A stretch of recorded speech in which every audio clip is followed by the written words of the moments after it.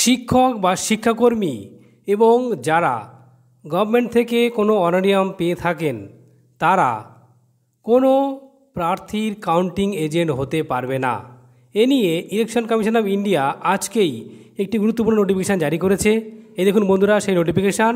এখানে কি বলা হয়েছে দেখুন, বলা হয়েছে person receiving any honorarium from government or person working on part time in any government aided institution can not be appointed as counting agent.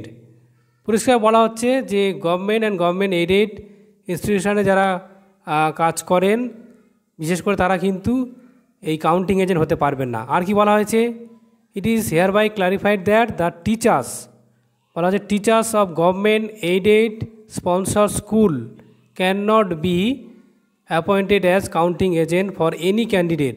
অর্থাৎ ক্লিয়ার করা হয়েছে যে কোনো শিক্ষক বা শিক্ষাকর্মী যদি কোনো গভর্নমেন্ট বা গভর্নমেন্ট স্পন্সর স্কুলে শিক্ষকতা করেন তারা কিন্তু কোনো প্রার্থীর কাউন্টিং এজেন্ট হতে পারবে না।